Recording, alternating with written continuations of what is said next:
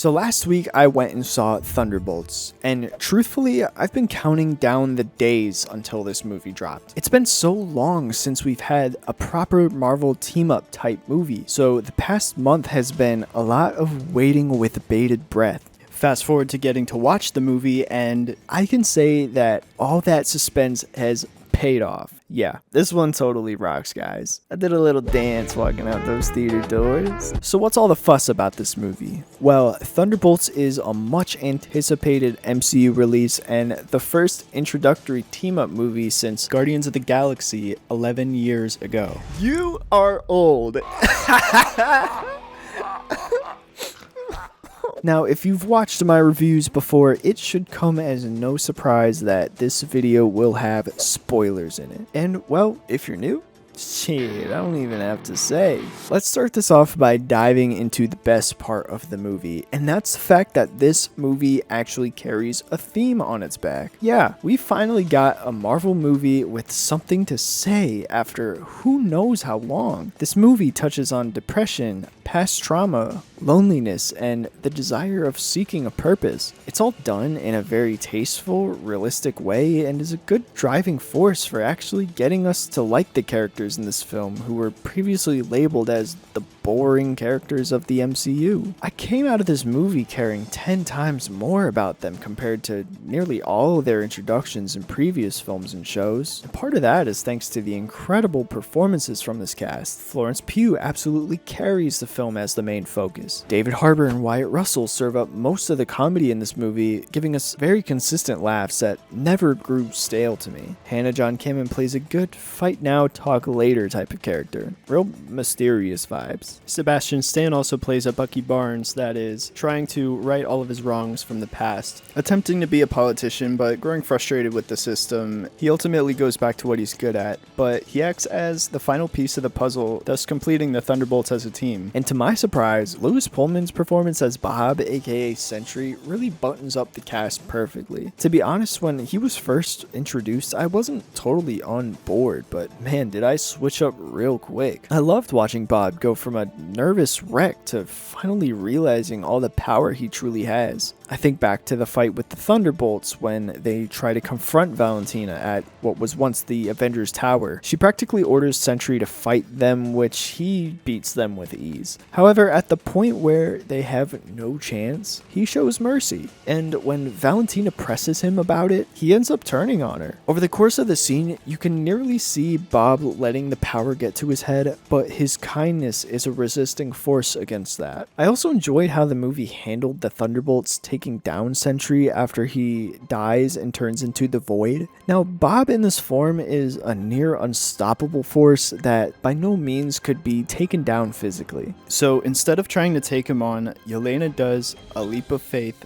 and steps right into the Void. It's revealed that instead of downright killing her, it keeps her in this loop of her most traumatic moments throughout her life. Experiencing moment after moment, she eventually finds Bob in a traumatic loop of his own, and the other Thunderbolts catch up soon after. The sequence basically pulls an Alan Wake where furniture starts flying everywhere, attacking the group, and they find a way out and confront Void. The metaphorical value of this last encounter is really cathartic. The Thunderbolts and Bob figure out that the only true way to overcome Void is by facing their trauma head on and coming together in realization that this isn't something to fight alone. It was different, it was meaningful, and it was an outcome where Bob's still alive, so that's pretty exciting. I'm glad to see more of him soon. Speaking of excitement, let's talk about what is revealed after all of this. Once the team gets out of the Void verse, they head straight for Valentina to arrest her, for she is the one who set them all up to be killed in the first place. As she slinks away though, they pass through a covering that reveals a whole crowd of press. Valentina tries to take advantage by claiming that the Thunderbolts are a new team she assembled, coining them to be the new Avengers. Knowing that the government is hot on Val's tail though, Yelena is quick to let her know that they own her and that they'll sell her out if she acts out of turn. Other than that, we finally uncover what the asterisk in the movie title alludes to, and that is the true title of the film. Goodbye Thunderbolts, hello, New Avengers. Now, I thought this was a pretty clever play, to be honest. If Marvel just went out the gate and said that this was the New Avengers, I think the idea of trying to create a new super team to match up with the original Avengers would have felt forced and be met with a lot of criticism. Going this route, though, feels right because not only was this team reluctantly put together through sheer circumstance, but there's a charm in this movie that makes a move like this just work. Now, I hate to kill the momentum, but we're gonna have to get into a little bit of the bad here, but I'll keep it a buck. I enjoyed this movie quite a bit, so there's not really a lot without getting too nitpicky. I'll glide by the one that most people are mad about, and that's that Taskmaster died in this movie almost immediately. Now, as I mentioned before, Valentina sort of pits the team against each other and tries to get them killed, as Yelena is ordered to kill Ghost, US Agent is ordered to kill Yelena. You get the picture. It's like a hit list Congo line, but they all end up in this vault locked up, and Valentine is trying to burn them alive pretty much. During the fight, Ghost ends up shooting Taskmaster in the face in a very unceremonious way. Now, I'm not the Taskmaster #1 fan here, but the moment could have been executed a little better. Probably should have watched my vocabulary on that one. That might have been too soon. Listen, one can argue that this raises the stakes and signifies the inevitability these assassins face with the work they do. But the only real acknowledgement it gets is a somber line from Yelena, then they gloss right over it. Now, the only other slight downer I have for this movie is probably the love-hate that I have for this post-credit scene. Part of me really likes it because it feels like one of those surefire post-credit scenes where one just leads right into the other. It's not one of these teaser bullshit Doctor Strange, Thor Love and Thunder type of post-credit end scenes. I don't know if I'm painting the picture clear enough, but obviously there's a difference between the post-credit scenes that we had back in the day compared to the ones we get now. And the main bit is that it would usually tease stuff that we knew for sure was coming out. Nothing like the Ant-Man Quantumania Kang Dynasty post-credit scene. Yeah, y'all remember that? Surely they're gonna dive into that story a bit more, aren't they? Surely they're gonna dive into the story of the dude who plays as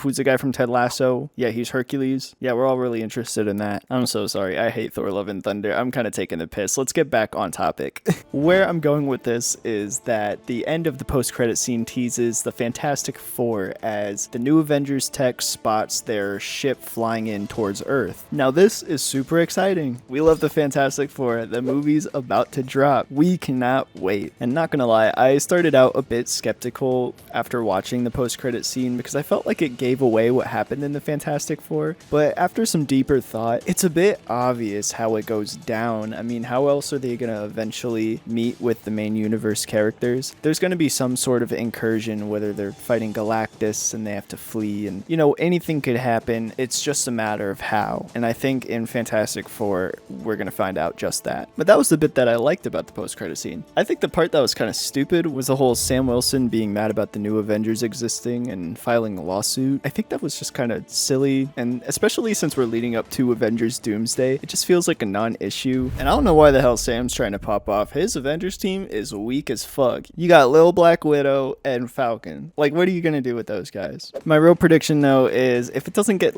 joked out, I think the circumstances in Avengers Doomsday will make them put aside their differences and work together. Now, with the bad stuff out of the way, I do really want to give this movie its very due credit. Other than Guardians of the Galaxy Volume 3, it feels so good watching a movie from this phase with some real heart and soul. I'm definitely stating the obvious that MCU movies as of late have really lacked emotional substance. With this entry, though, I have high hopes that the movies that are slated to come out after this bear the same quality. Dare I push it further? I'd say this is a requirement. Next phase has some high-profile releases, including Fantastic Four, a soft reboot of Spider-Man, and 2 Avengers movies. Now, I wouldn't be surprised if the smaller releases surrounding those don't live up to that, but we can all agree that those big 4 movies need to deliver on all fronts. I'm talking script writing so good it'll make you cry, talking VFX so crazy, none of that Black Panther Killmonger shit. I'm talking about the Planet of the Apes, baby. Take some notes from them. Action better be so good I feel like I'm watching John Wick 5. We need this shit to be peak.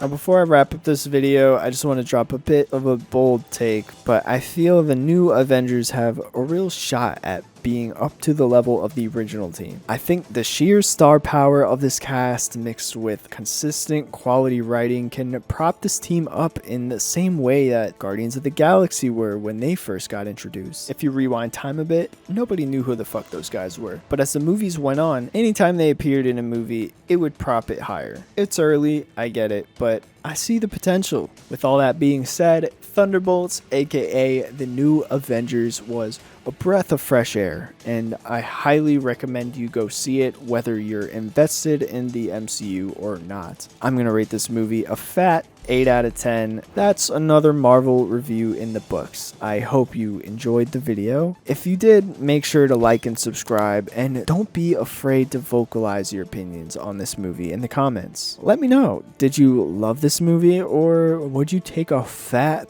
piss on it? I won't know unless you tell me. Now, we got some big releases coming up, so I'll make sure to get those out as soon as possible. And if there's any key subjects you want me to dive into with these movies, drop that down below as well. Anyways, I'm gonna go practice nunchucks on the top of the Himalayan mountains.